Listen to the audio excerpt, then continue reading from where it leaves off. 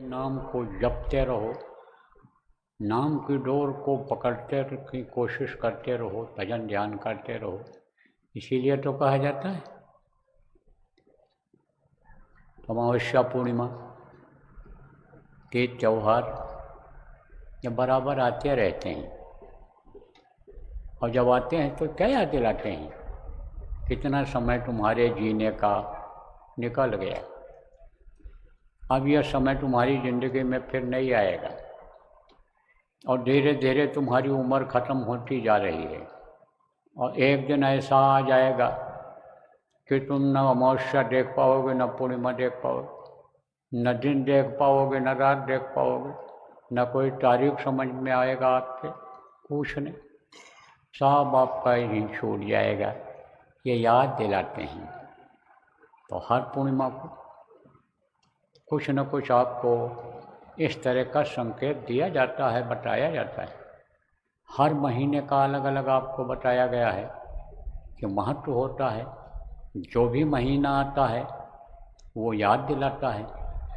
जैसे आप अभी पूष, आपके जब में पूष महीना निकला, उसके बाद तब यह माघ आया, तो पूष लगा था तब बताया गया था कि पूष को जलाओ, भ्रम को ख़त्म करो, और अब भी भ्रम नहीं ख़त्म हुआ, तब कब ख़त्म होगा?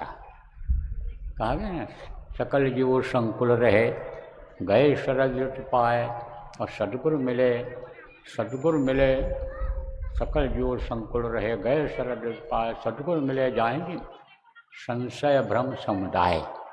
संशय और भ्रम सब खत्म हो जाना चाहिए, लेकिन संशय बराबर बना रहता है।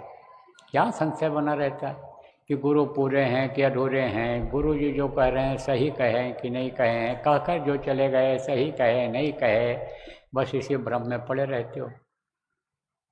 पकड़ो तो दृढ़ से पकड़ो, विश्वास करो तो पक्का विश्वास करो, तभी तो विश्वास फल देगा। डगमगाते रहोगे तो कहीं के नहीं रहोगे, न इधर के रहोगे न उधर के रहोगे। कोई चीज़ डगमगा रही है तो न वो पूरब की है, न पश्चिम की है, न उत्तर की है, न दक्षिण की है। एक जगह पर स्थिर हो गई, उत्तर की तरफ हो गई, और दूसरी तरफ स्थिर हो गई, दक्षिण की तरफ हो गई, पूरब की तरफ हो गई, पश्चिम की तरफ हो गई।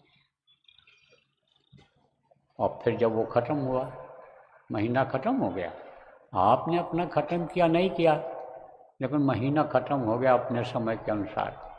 आप चलो न चलो, करो न करो, लेकिन वो अपना चक्र चलता रहता है, चलाता रहता है, क्रम अपना बराबर बनाए रखता है। वो महीना निकल गया और फिर यह आपका आया माघ। तो जब माघ लगने को हुआ था तब कहा था कि भाई पाप को नष्ट कर लो, और पाप अगर नष्ट नहीं होंगे, या शुभ और अशुभ कर्म अगर नहीं जलेंगे, तो तुम फाल्गुन नहीं देख सकते हो, बन सकते हो। फाल्गुन का मतलब क्या होता है?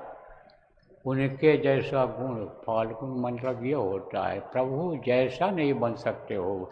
प्रभु के गुण इस शरीर में आ जाते हैं, प्रभु की ताकत इस शरीर में आ जाती है, वो नहीं हो सकते हो।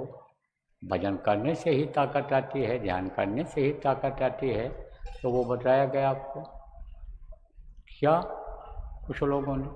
कुछ लोगों ने बातों को पकड़ा, कहा ना कहकर पकड़ लो तो छोड़ो नहीं, लेकिन कुछ पकड़े कुछ नहीं पकड़े। नामधुनी हुई, कुछ बैठे नहीं बैठे, साधना शिविर लगी, उसमें कुछ बैठे नहीं बैठे। घर में ध्यान भजन जो नियम से रोज करना चाहिए किया नहीं किए, जो किए उनको मिला, किसी न किसी रूप में मिला, कैसे भी मिला। जो नहीं किए उनको कुछ नहीं मिला। आप क्यों नहीं किए यह भी हमको मालूम है, यह भी हमको मालूम है।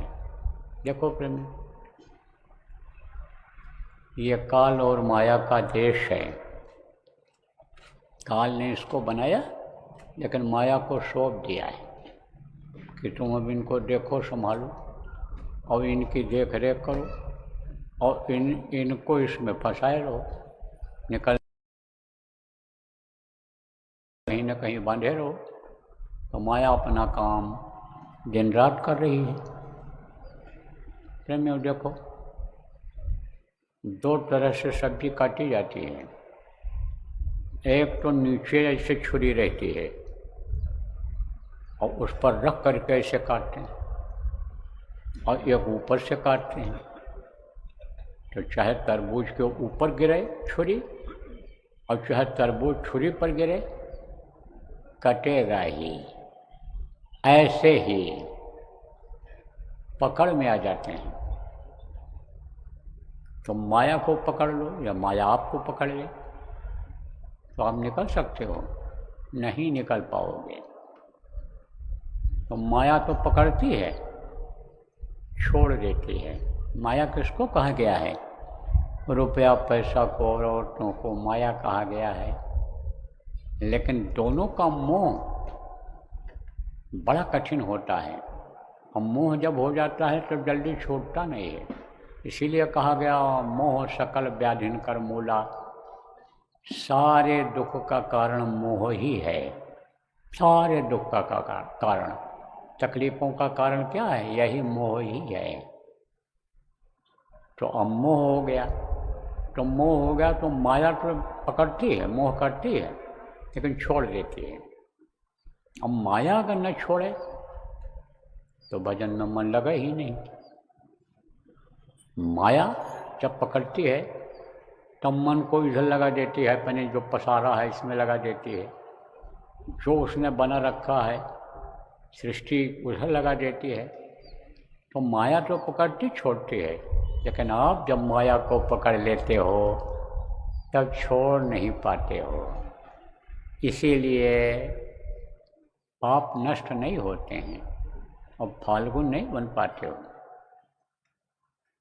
सबसे प्रथम